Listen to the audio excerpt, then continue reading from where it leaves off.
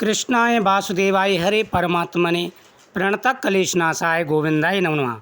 वैशाख मास के स्नान की कथा। अम्बरीश ने पूछा कि हे मुने, स्नान में परिश्रम तो बहुत ही थोड़ा है, फिर भी उससे अत्यंत दुर्लभ फल की प्राप्ति होती है। मुझे इस पर विश्वास क्यों नहीं होता? मुझे मोह क्यों हो रहा है? देव ऋषि नारद जी कहते हैं, हे राजन, तुम्हारा संदेह ठीक है। थोड़े से परिश्रम के द्वारा महान फल की प्राप्ति असंभव सी बात है। तथापि इस पर विश्वास करो, क्योंकि यह ब्रह्मा जी की बताई हुई बात है। धर्म की गति सूक्ष्म होती है, उसे समझने में बड़े बड़े पुरुषों को भी कठिनाई होती है। श्री हरि की शक्ति अनंत है, उनकी कृपा कृति में विद्वानों को भी मोह जाता है। विश्वामित्र आदि क्षत्रिय थे, किंतु धर्म का अधिक अनुष्ठान करने के कारण वे ब्रह्म तत्व को प्राप्त हुए। अतः धर्म की गति अत्यंत सूक्ष्म है।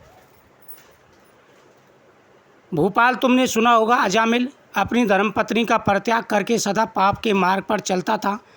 तथापि मृत्यु के समय उसने केवल पुत्र के स्नेहवश नारायण कहकर पुकारा था। पुत्र का चिंतन करके नारायण का नाम लिया, किंतु इतने से ही उसको अत्यंत दुर्लभ पद की प्राप्ति हुई। जैसे अनिच्छापूर्वक यदि आग का स्पर्श किया जाए तो वह शरीर को जलाती है, उसी प्रकार किसी दूसरे निमित्त से ही यदि श्री गोविंद का नामोच्चारण किया जाए तो वह पाप राशि को भस्म कर डालते हैं। अनिच्छायापि दहति स्पृशो हुतबहो यथा तथा दहति गोविंद नाम व्याजाद पीड़ितम। जीव विचित्र है, जीवों की भावनाएं विचित्र हैं, कर्म विचित्र है तथा कर्मों की शक्तियाँ भी विचित्र हैं। शास्त्र में जिसका महान फल बताया गया है वही कर्म महान है। फिर वह अल्प परिश्रम साध्य हो या अधिक परिश्रम साध्य, छोटी सी वस्तु से बड़ी वस्तु का नाश हो जाता है। जरा सी चिंगारी से बोझ के बोझ तिनके स्वाह हो जाते हैं।